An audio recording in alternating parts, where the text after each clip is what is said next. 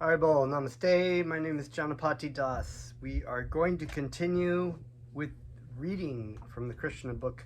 I'd like to take this opportunity to offer my respects to you.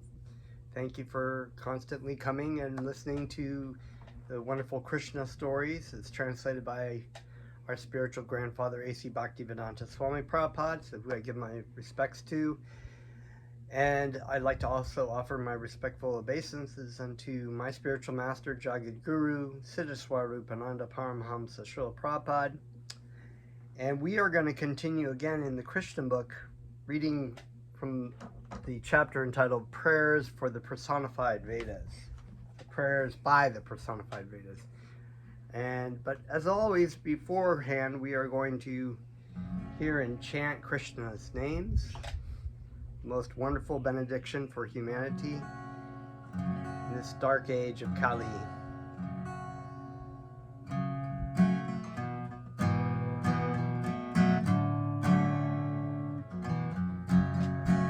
Namo Vishnu Padaya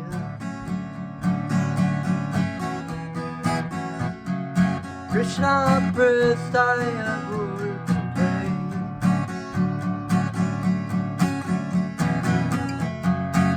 Mate Siddhaswarupananda Paramhamsa Iti Namine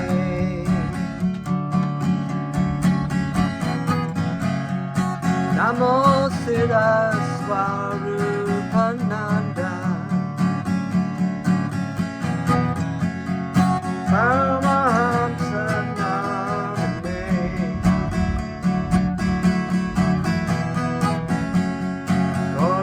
Karunasvarupaya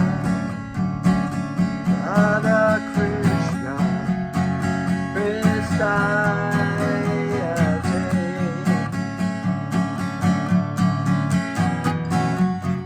Bhaja Shri Krishna Chaitanya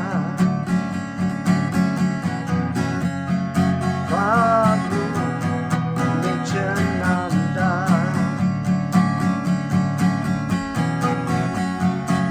Advaita Gadadhara Vivasadeko Bhakta Vrindam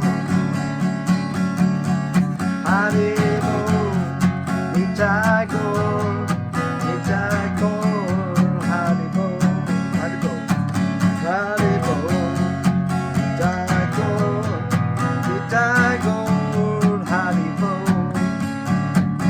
Haribo, Nitaigo, Nitaigo, Haribo, Haribo, Nitaigo, Nitaigo, Haribo.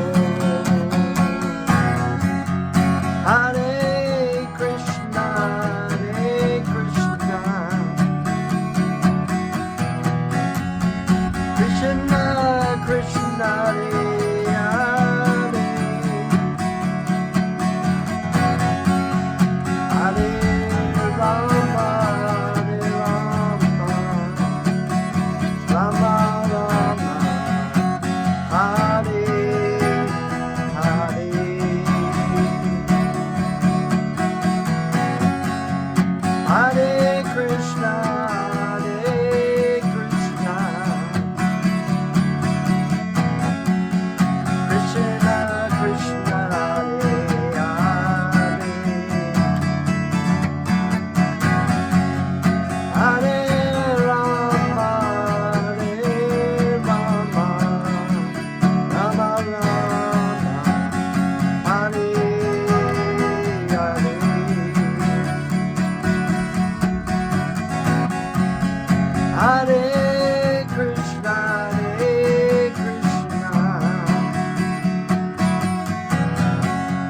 Krishna, Krishna,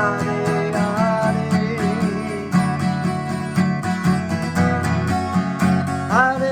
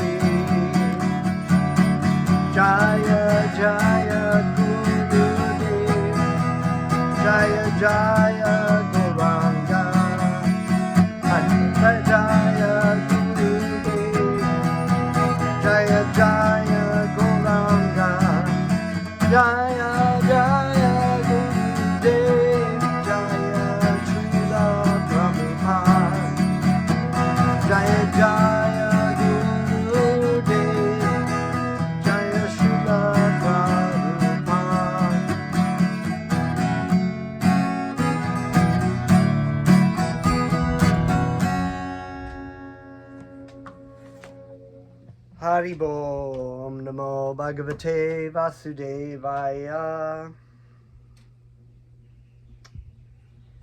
So diving back into our story, we remember that King Parikshit had been inquiring and listening to Sukadeva Goswami for 7 days in Naimisharanya about the absolute truth, about the Srimad Bhagavatam, from which this 10th canto comes from. And King Parikshit put forth a very intelligent question concerning how living entities embodied in this material world, in the body and mind, in deep illusion, how they can, by using their material senses, come to know the absolute truth. How can they do that if the material qualities are covered by the modes of passion? And which is, here the question is, how can persons who are within this clouded portion, meaning the material world, call the material world, conceive of the absolute truth by the speculative method? Assuming that. In answering King Parikshit's question, Shukadeva Goswami replied that the Supreme Personality of Godhead has created the mind, senses, and living force of the living entity for the purpose of sense gratification and transmigration from one kind of body to another, as well as for the purpose of allowing liberation from the material conditions. In other words, one can utilize the senses, mind, and living force for sense gratification and transmigration from one body to another, or for the matter of liberation. The Vedic injunctions are there just to give the conditioned souls the chance for sense gratification under regulative principles, and thereby also give them the chance for promotion to higher conditions of life. Ultimately, if the consciousness is purified, one comes to his original position and goes back home, back to Godhead. So this is a very important point, because even in the material world, the system is set up. The Vedic system was set up in a way that was always giving the living entity knowledge to elevate themselves, or if they so choose, to not elevate, to sink down into the lower species of life by trying to go further and further into material sense gratification. So the utilization of the mind and the senses in gratification for the body. And this is actually what we are seeing, not only in the living entities in Kali Yuga, but of society in general. In other words, the idea that one should restrain themselves or utilize their senses in control for the purpose of serving God is actually seen as a negative thing, or even as a retrograde of society. So you see these things, live to the fullest, and don't bop until you drop, kind of thing. So you have a society that's further and further pushing the hedonistic lifestyle as a way of making the living entity happy. But actually we find that this is hardly the truth, especially in Western society, where sense gratification is at an all-time high. Also suicide, drug use, violence, domestic abuse is all on a huge increase. So, but still, society perpetuates this idea that you can engage in your senses to the full if you want to, have sex with men, women, soon to be animals and children, and that's coming next. It's already on its way. If you don't like your sex, you can change your sex and identify as something different because you have your emotions feeling differently. And this is all seen as progressive and a way of making society better or making people happier. But actually, this is the opposite. Statistics show the opposite is actually happening. where you have societies that have very, maybe not so much sense gratification, more religion in their life. They actually are happier, less suicide rates, less drug use, and even within the community of LGBTQ and the transgender community, there's a high there's a high rate of suicide, and this is because a lot of this sort of what is becoming now as gender affirming care is actually making people are thinking that it's a way out, and they're encouraging it as a way out to make people happy and feel complete and whole. But the process is so painful and so detriment to the person's health, or the child's health, that actually a lot of these people are committing suicide because of the unhappiness that they're facing with this. But that's a whole nother subject. Basically, the bottom line is you can utilize your senses, and Krishna gives through a different grade. In the Vedic system, there were rules and regulations that if people wanted to have a certain amount of sense gratification, they could do that and still elevate their consciousness to aim towards the goal of being reinstating their relationship with God. And you see this in many religion rules and regulation, rituals and things like that are actually considered, even in societies, traditional societies where they have taboos, things that you're not supposed to do, do's and don'ts kind of things. Those are all help the person's consciousness elevate. But nowadays it's kind of like we're like, oh well, those old societies were backwards, and it's bad to hold back on taboos. You should do whatever you want to do. But even Arjuna, he could see from a superficial point of view that fighting a battle, he laid out all these rules in the Vedic system that what would happen if the men were killed off, or what would happen to the women's population, and unwanted children, and so on and so on. And these kind of things are well known because they came from Krishna. Krishna gave a system so that people could live in the material world and still be religious, and still engage in a process that would help elevate their consciousness. And so you do see this in the Torah, in the Quran, in the Vedic system. These are all originally from the Vedas, these ideas of rules and regulations, of ways of living and laws and whatnot, that would help elevate a person's consciousness in society and enable them to be able to live peacefully. Nowadays, this kind of stuff is just thrown out. It's like whatever goes, democracy. So anyway, the living entity is intelligent. One therefore has to utilize this intelligence over the mind and the senses. Yes, okay. The intelligence is that driver, or the, or even the driver. The reins of the thing of the living entity has to guide the horses, which are the senses, with his intelligence, right, and his mind. He must keep these things under strict control.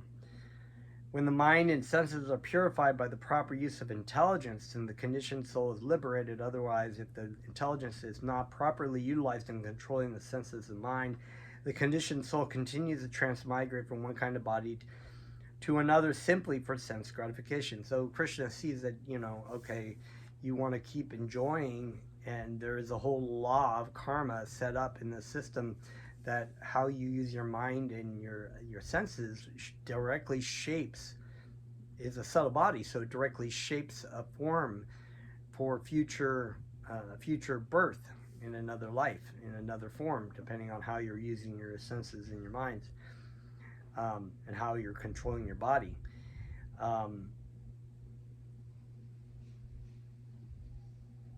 So this, the intelligence, if it is actually opposite and it's being controlled by your senses and your desire, and your mind is like, I want to enjoy my senses to the fullest and just for my own thing, then it will put the intelligence under its control and try to the intelligence will start to be manipulated to be able to try to validate, and Maya Devi provides all this information.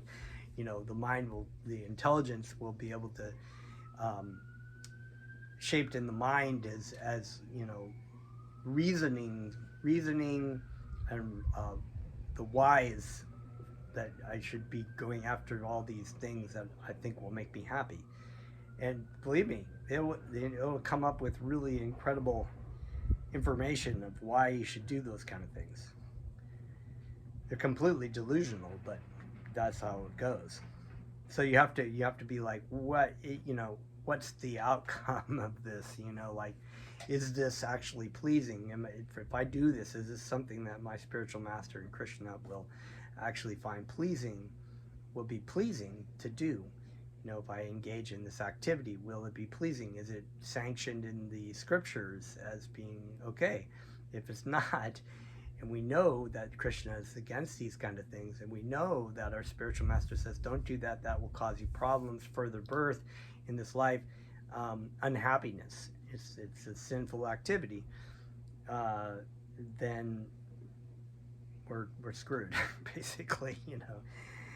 Another point clearly stated in the answer of Shukadeva Goswami is that it is the mind, senses, intelligence of the living entity that the Lord created, and it is not stated that the living entities themselves were ever created. Just as the shining particles of the sun rays always exist within the sun, the living entities exist eternally as parts and parcels of the Supreme Personality of Godhead. So the greatest incorrect concept, and the one that I think atheists can attack on Christians and Judeo-Christians and Muslims, Judeo-Christian Muslims, that somehow or other God created the living entity. God never created the living entity. In fact, it's said even in the Bible that he created and he breathed the life into the forms. In other words, the living entity has come into the form. The living entity is existing eternally with Krishna's, eternally Krishna's energies. So that's a very important point to remember, that it's not that the living entities were created or that we come into being and then at the end of our life we are over. It's like there's much more to that situation. But just as the shining particles of the sun rays always exist with the sun, the living entities exist eternally as parts and parcels of the Supreme Personality of Godhead.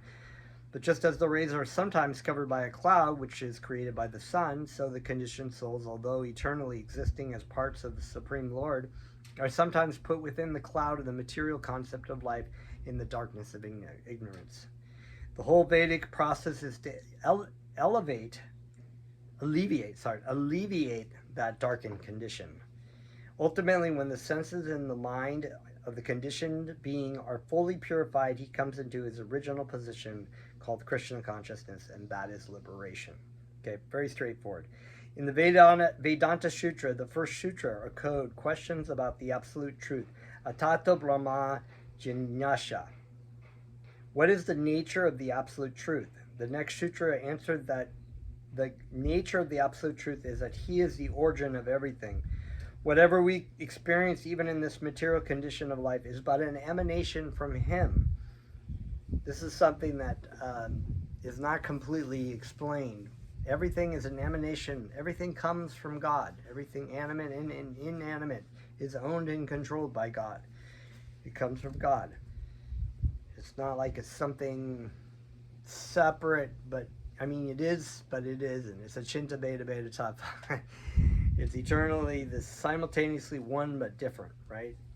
It's not just existing on its own. So the spark of the fire within the fire, it has the same essence as the fire, right? But when it's separated, it appears that it doesn't have the same fire, right? But it actually does. It has that fire within it.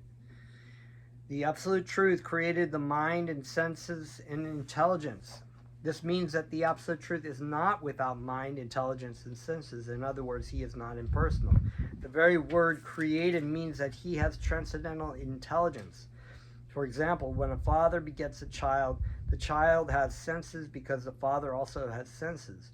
The child is born with hands and legs because the father also has hands and legs. Sometimes it is said that man is made after the image of God. The Absolute Truth is therefore the Supreme Personality with transcendental mind, senses, and intelligence. When one's mind, intelligence, and senses are purified of material contamination, one can understand the original feature of the Absolute Truth as a person. So even in the Bible, it says that God made man in his image, right? And that means the real, the living entity has the same spiritual form, eternal bliss and knowledge, same spiritual energy as Krishna. The Vedic process is to promote the conditioned soul gradually from the mode of ignorance to the mode of passion, and from the mode of passion to the mode of goodness. In the mode of goodness, there is sufficient light for understanding things as they are. Such a really important point. Modes of material nature are so wonderful to be able to, for people to understand that under these, you will not be able to see things being under the lower forms of modes. In other words, the mode of ignorance is called the mode of ignorance for a reason. It's darkness. It's like, and you're in a dark cave, you can't see. Somebody may even try to explain to you this knowledge, and you just be like, what? What? I'm not my body? What are you talking about? Of course I'm my body. They can't even understand it. There's no vision to be able to understand that.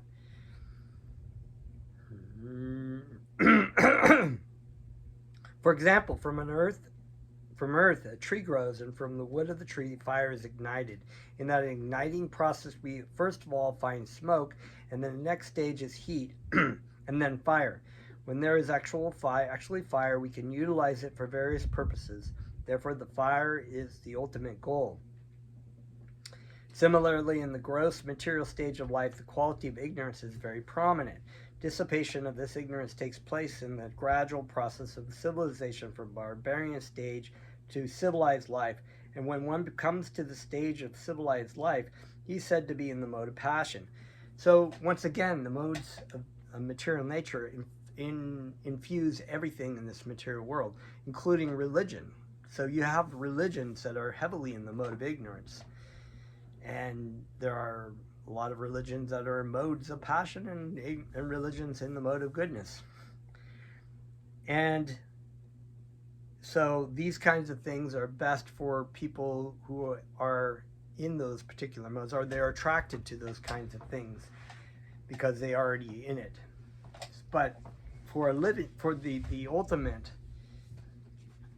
elevation process is the hearing and chanting of Krishna's name. So a person in the mode of ignorance can hear the chanting and maybe be attracted to it, but not really understand it, or maybe not be attracted to it. Doesn't really matter.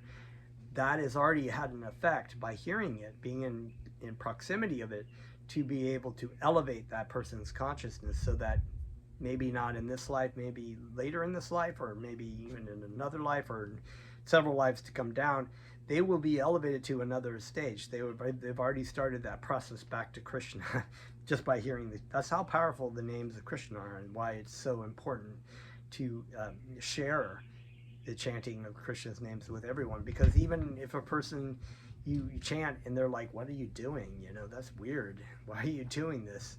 And they're offensive on that level, it doesn't really matter.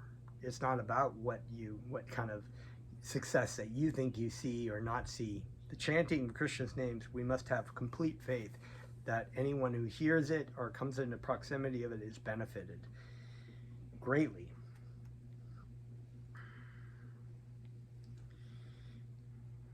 Let's see here.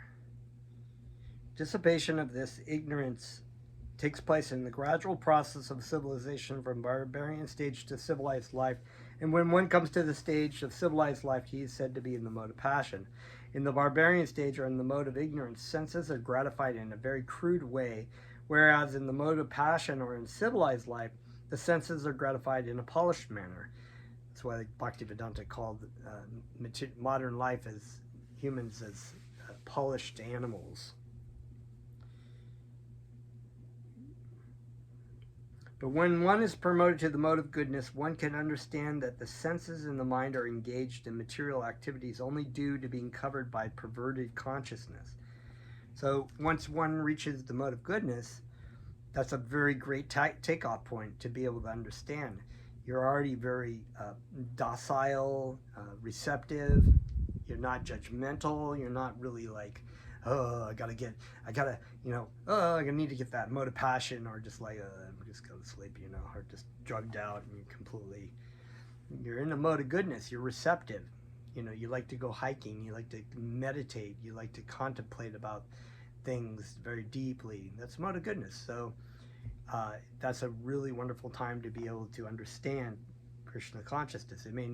It's not Krishna consciousness necessarily at the mode of goodness, but it's a good takeoff point for them.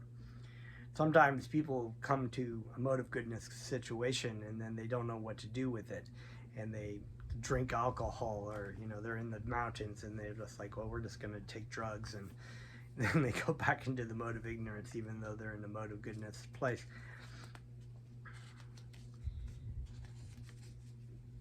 When this perverted consciousness is gradually transformed into Krishna consciousness, then the path of liberation is open. So this consciousness, it's the muddled consciousness, the incorrect consciousness that we have in this material world that has to be rectified. So it is not that one is unable to approach the absolute truth by the senses and the mind. The conclusion is rather that the senses and mind and intelligence in the gross stage of contamination cannot appreciate the nature of the absolute truth, but when purified, the senses, mind, and intelligence can understand what the absolute truth is. The purifying process is called devotional service of Krishna consciousness. It's such a beautiful and wonderful thing. And it's also a reminder that in this age of Kali, where people's consciousness are so convoluted and so polluted, that it's not really so important to try to defeat people from a mental point of view, or to try to hit people over the head with all this information, because this is like it's like once again this idea that my spiritual master talks about, that when you're starving and you've been out in the desert and you come into a banquet, just wonderful drink and food and just laid out. That's the Vedic knowledge. It's so wonderful and so deep and so rich and tasty, but you can't just dive into it and just be like, oh yeah, now I'm satisfied, because it won't, you have to have like a little bit, or the chanting of Krishna's names is something that's the prime benediction. It's actually the most powerful form of self-realization, that a person needs to take that medicine of hearing Krishna's names. And even if they're like, I don't like this medicine, I don't understand this medicine, what is this? It's kind of nice, maybe, I kind of like it, but it slowly, I like I like to go chant, and then you hear a little bit, and you may not all go in, but you get like 5% of it or 2% of that information, and you're just like, whoa, that's a really big realization for me. I'm not my body. That's huge. That's huge for most people. And then they start to kind of like, okay, now I kind of get this. I want to get more into chanting. I see that this is working.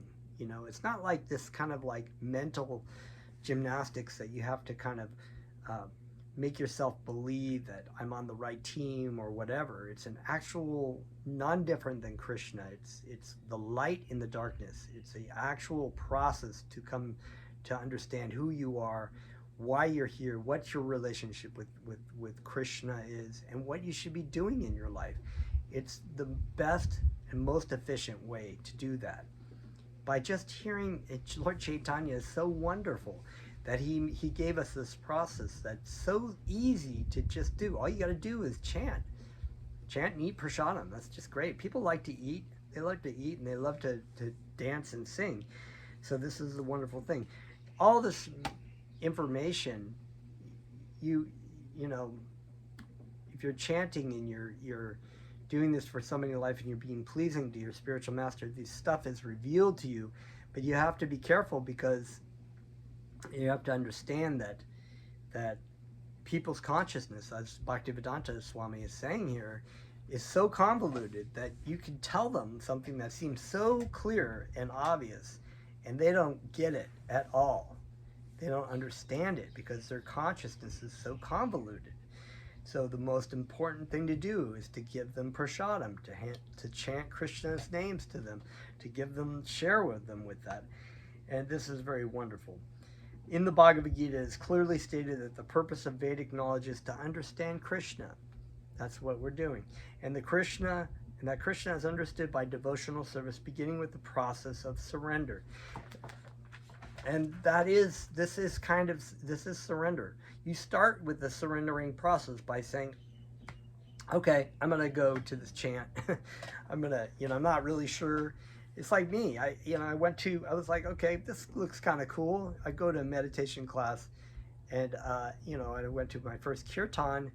I didn't know what to expect at all. But I thought, okay, this is pretty cool. I had that little bit of faith that was like, I want to try this out. That's the first part of surrender. Once you keep going with it and you start to see how this is affecting your life, you hear from your spiritual master and what he has to say about, whatever in his spiritual life, and whatever you hear and you take in your heart and you accept that. That's a bit of surrender. It's a constant surrendering process. And then in the process, you have that false ego that will be like, wow, my Devi will be testing you. What do you mean? What do you mean I have to surrender my life to this person? What do you mean I'm not right? It'll do that. It keeps popping its head up. As stated in the Bhagavad Gita, one has to think of Krishna always. One has to render loving service to Krishna always. And one always has to worship and bow down before Krishna. By this process, only can one enter into the kingdom of God without any doubt. And so our spiritual master gives us the process of sadhana bhakti.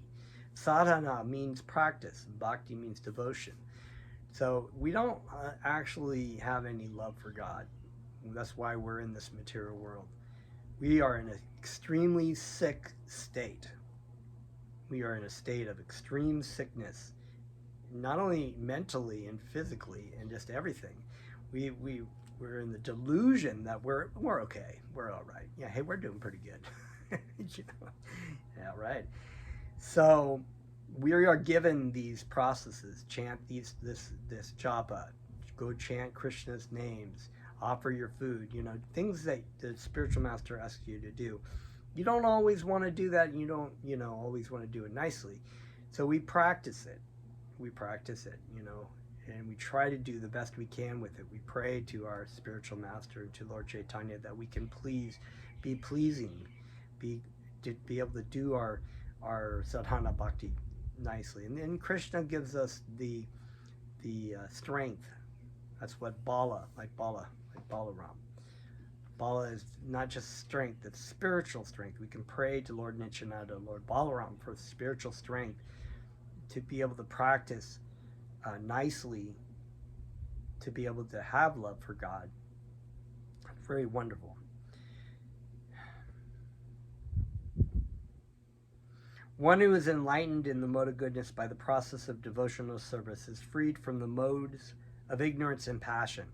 In answering King Parikshit's question, Shukadeva Goswami used the word Atmane, which indicates the stage of Brahminical qualification in which one is allowed to study the Vedic scriptures known as the Upanishads. The Upanishads describe in different ways the transcendental qualities of the Supreme Lord. The absolute truth, the Supreme Lord, is called Nirguna. That does not mean he has no qualities. It only means he has qualities that the conditioned living entities can have qualities. In other words, nirguna means without qualities, but really what it means is actually that Krishna does not have material qualities. He doesn't have material senses. He is completely transcendental. Everything is spiritual. He has senses, he has qualities, he has form. Everything is completely 100% spiritual. The living entity, although in its true form as such, Ananda Vigraha, it is completely spiritual.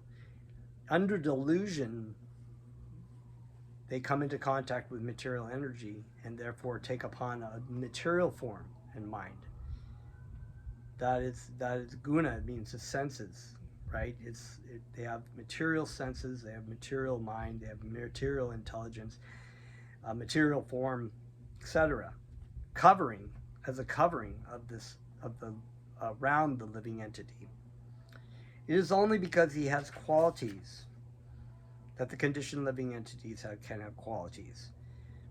The purpose of studying the Upanishads is to understand the transcendental qualities of the Absolute Truth as opposed to the material qualities of ignorance, passion, and goodness. That is the way of Vedic understanding. Great sages like the four Kumaras, headed by Shanaka, followed these principles of the Vedic knowledge and came gradually from impersonal understanding to the platform of personal worship of the Supreme Lord. So great sages, even Shukadev Goswami, I was going to say, even Shukadev Goswami, who is here teaching, he's a pure devotee of Krishna, teaching teaching King Parikshit. He was the son of Vyasadeva. He was a great impersonalist. The four Kumaras were great impersonalists. My spiritual master, Jagadguru, was an impersonalist, a completely realized, self-realized, and was able, was a impersonal guru until he came into contact with Krishna's names. And immediately, so all these great devotees, they immediately come into, when they've been exposed to Krishna, they understand that the Brahman effulgence is the lowest God realization. They do not have the highest realization. Unfortunately, I can't say the same thing for many so-called great impersonalist gurus like Satya Sai Baba, Paramahamsa Yogananda. I mean, there's so many. Ram Dass? It's like so many. What's the guy's name? Maharishi. There were so many of these famous people that we've known about from the 60s and 70s who maybe achieved understanding of the Brahmajyoti or merged into the Brahmajyoti, but upon doing that, had to come down at that form in the illusion of coming down, thinking that they were descending from the form and that they were actually God and everybody was God. And this is the monist philosophy, but actually they're actually an individual living entity who cannot stay within the Brahmajyoti effulgence because they want to have a relationship with Krishna, and they must come down out of that state and search for that relationship elsewhere. So, continuing. That is the way. Okay, so we were reading about great. It is therefore recommended that we must follow the great personalities. Shukadev Goswami is also one of the great personalities, and his answer to the inquiry of Maharaj Parikshit is authorized. It's authorized because he has taken shelter of a Gurudev. He's taken shelter of Krishna. He is in a disciplic lineage. He is a pure devotee of Krishna, and therefore his words are non-different. That's why it said that one should worship the spiritual master as God, because he's an external manifestation of God. He's an external manifestation of Krishna's mercy upon us. So Maharaj Parikshit, the answer, the Shukadev Goswami, even Maharaj Parikshit too was a pure devotee, so even the words of Maharaj Parikshit are authorized. One who follows in the footsteps of such great personalities surely walks very easily on the path of liberation and ultimately goes back home, back to God. That is the way of perfecting this human form of life. So we follow in the steps of great saints and sages. Sukadev Goswami continued to speak to Parikshit Maharaj. My dear king, he said, in this regard I shall narrate a nice story. This story is important because it is in connection with Narayan, the Supreme Personality of Godhead. This narration is conversation between Narayan Rishi and the great sage Narada. Narayan Rishi still resides in Badarik Ashrama and is accepted as an incarnation of Narayan. Badarik Ashrama is situated in the northernmost part of the Himalayan mountains and is always covered with snow. Religious Indians still go to visit this place during the summer season when the snowfall is not very severe. Once, when Narada, the great devotee and ascetic among the demigods, was traveling among the different planets, he desired to meet the ascetic Narayan personally in Badarik Ashram and offer him respects.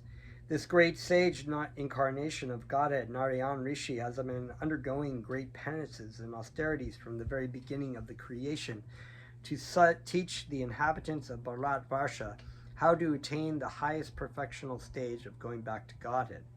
His austerities and penances are exemplary practices for the human being. The incarnation of God, Narayan Rishi, was sitting among many devotees in the village known as Kalapa Grama. Of course, there were not ordinary sages sitting with them, and the great sage Narada also appeared there. After offering his respects to Narayan Rishi, Narada asked him exactly the same question King Parikshit asked Sukadev Goswami. Okay, so this question again.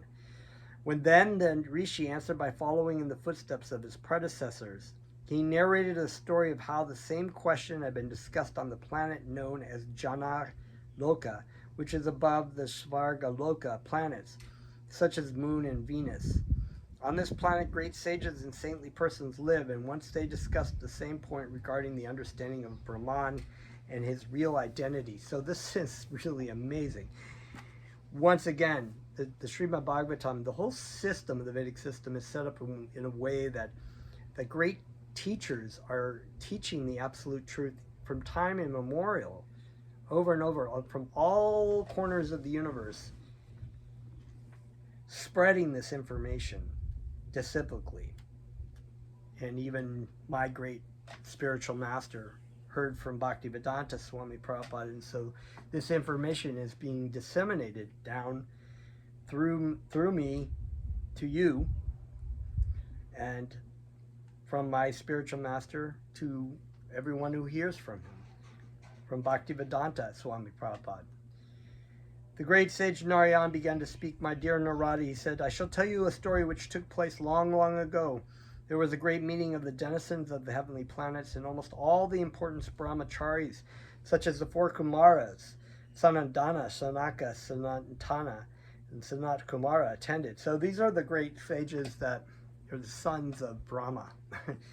And they were, Lord Brahma, when he created the universe, he created them, and he actually wanted them to procreate. But because they were elevated devotees of God, they were impersonalists, great impersonalists, they saw it as really as a, we don't want to have sex because sex is a trap, you know, basically. Lord Brahma got really, really angry with that. But they had actually decided that they were going to take an eternal form of small boys, you know, naked small boys. So these guys pop up a lot. In fact, they were the ones who cursed the Jaya and Vijaya, the doorkeepers of Vaikuntha Loka, who would not allow them in to see Lord Narayan. He cursed them to become demons when they eventually became Hiranyaksha, Hiranyakashipu, King Kamsa, you know, who was the other one? Shishapala, you know. So there were actually, they became demons 3 lives in their future. But anyway, they pop up from time to time. They're great devotees. So the discussion was on the subject matter of understanding the absolute truth Brahman. You were not present at that meeting because you had gone to see my expansion Aniruddha, who lives on the island of Swetadweep. In this meeting, all the great sages and brahmacharis very elaborately discussed the point about which you have asked me, and their discussion was very interesting. It was so delicate that even the Vedas were unable to answer the intricate questions raised. Narayan Rishi told Naradaji that the same question Naradaji had raised had been discussed in that meeting on Janaloka. This is the way of understanding through the parampara disciplic succession. So that was the point I brought up earlier. Maharaj Parikshit questioned Shukadev Goswami, and Shukadev Goswami referred the matter to Narada, who had in the same way questioned Narayan Rishi, who had put the matter to still higher authorities on the planet of Janaloka, where it was discussed among the great Kumaras, Sanaka, Sanatandana, Sanat Kumara. These 4 brahmacharis, the Kumaras, are recognized scholars in the Vedas and other Shastras. Their unlimited volumes of knowledge, backed by austerities and penances, are exhibited by their sublime and ideal character. They are amiable and gentle in behavior, and for them, there is no distinction between friends, well-wishers, and enemies. Being transcendently situated, such personalities as the Kumaras are above all material considerations and are always neutral in respects to material dualities. In the discussions held among the 4 brothers, one of them, named Sanatandana, was selected to speak, and the other brothers became audience to hear him. Sanatandana said, after the dissolution of the whole cosmic manifestation, the entire energy and the whole creation in its nucleus form enter into the body of Garbhodakshai Vishnu. So here we are talking a little bit about the cosmic things that go on, right? The body of Garbhodakshai Vishnu. The whole cosmic manifestation dissolution into a small, back into the body of Garbhodakshai Vishnu. Now, a lot of these things are actually maybe not specifically using words like Garbhodakshai Vishnu or whatever, but these kinds of things are actually shown in science to be true. Multiple forms, multiple universes existing and whatnot. The Lord at that time remains asleep for a long time, and when there is again necessity of creation, the Vedas personified assemble around the Lord and begin to glorify him, describing his wonderful transcendental pastimes exactly like the servants of the king. And when the king is asleep in the morning, the appointed reciters come around his bedroom and begin to sing of his chivalrous activities. And while hearing of his glorious activities, the king gradually awakens. So beautiful. So amazing. The Vedic reciters, or the personified Vedas, sing thus: O unconquerable Lord, you are the supreme personality. No one is equal to you or greater than you. No one can be more glorious in his activities. All glory is unto you. All glory is unto you. By your own transcendental nature, you fully possess all 6 opulences. As such, you are able to deliver all conditioned souls from the clutches of Maya. O Lord, we fervently pray that you kindly do so. All the living entities, being your parts and parcels, are naturally joyful, eternal, and full of knowledge, but due to their own faults, they imitate you by trying to become the supreme enjoyer. Thus, they disobey your supremacy and become offenders. So this is actually, we're all offenders here. We're all offensive. That's why we're in this world, and that's why we're suffering. We're offenders. We want to be God. We want to be Krishna. This is offensive, you know. Whether you're like, I'm trying to be Krishna, or we're trying to be Krishna. We're trying to be the controllers, right? So this is actually quite offensive. And because of their offenses, your material energy has taken charge of them. Boom. Hi, Davy. Taking the wheel. Getting whipped. Thus, their transcendental qualities of joyful, bliss, and wisdom have been covered by the clouds of 3 material qualities. So, we are Satchit Ananda Vigraha. We are this spiritual. We have a spiritual form of eternity, eternity, bliss, and knowledge. Eternally bliss. That's the joyfulness. You know, we're joyful. We're full of complete knowledge, and we're eternal. But we do not actually experience any of that in this form of temporariness, of non-joyfulness. It's like, God, I just had radiation treatment for cancer. It's like, not a real pleasant thing to go through. It's not joyful. It's not blissful. We're not knowledgeable. We don't know anything. We think we're so intelligent, but we really don't know anything. We're so limited in our stupidity. That we're so full in our stupidity, but limited in our true knowledge.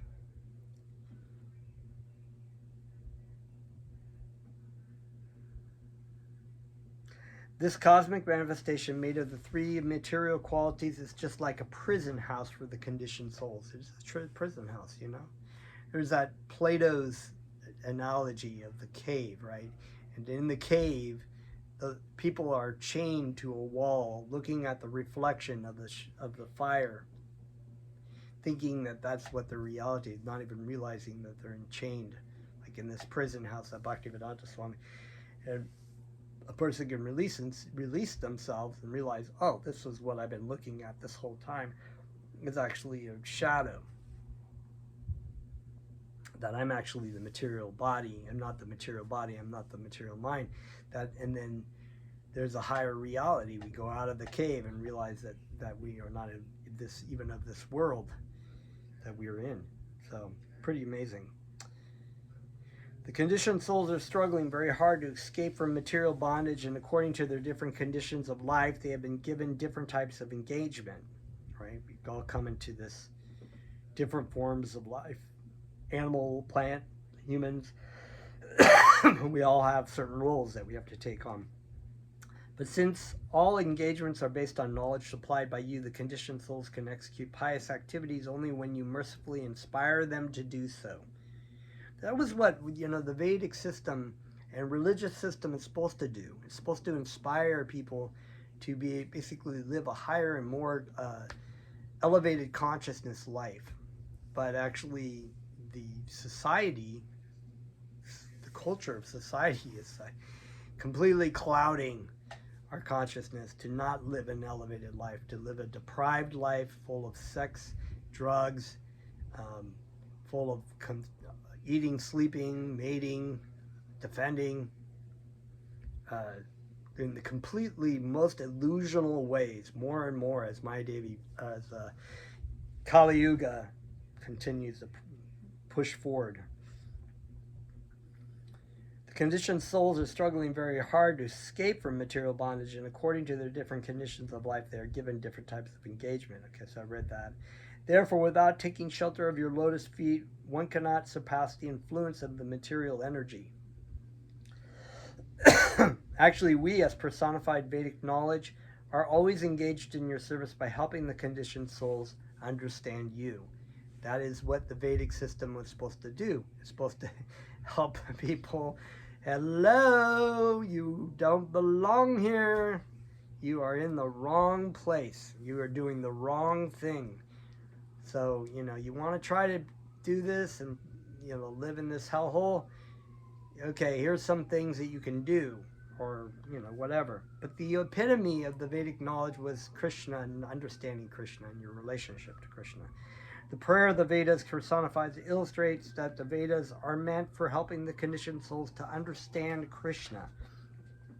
All the Shrutis, or personified Vedas, offer glories to the Lord again and again, singing Jaya, Jaya. This indicates that the Lord is the most glorious of all his glories. The most important is his causeless mercy upon the conditioned souls and reclaiming them from the clutches of Maya. And we will continue this very lengthy, and this is quite a meaty, vegetarian meat, of course, scripture. It's wonderful. We can comment on it so much, and we will continue on and go through it and analyze as best as we can. Right now, let's just chant Krishna's name some more, as is prescribed by Lord Chaitanya, as the greatest means to come to understand Krishna.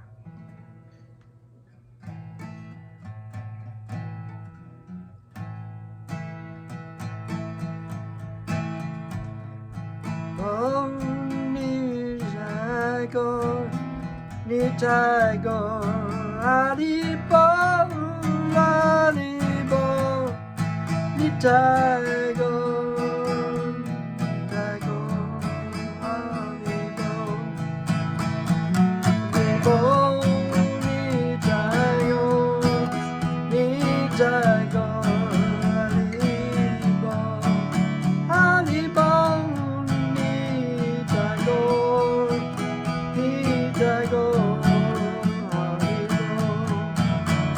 Hare Krishna, Hare Krishna, Krishna Krishna, Hare Hare, Hare Rama, Rama Rama, Hare Hare, Hare Krishna, Krishna Krishna, Hare Hare, Hare Rama, Rama Rama, Hare Krishna, Krishna Krishna, Hare Hare, Hare Rama, Rama Rama, Hare Krishna, Krishna Krishna, Hare Hare, Hare Rama, Rama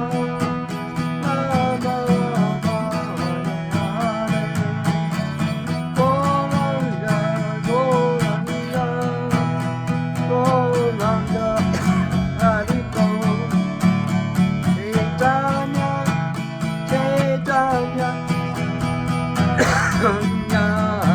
Haribol, Gauranga, Gauranga, Gauranga, Haribol, Chaitanya, Chaitanya, Chaitanya, Haribol. Thank you very much. See you for next class. Namaste.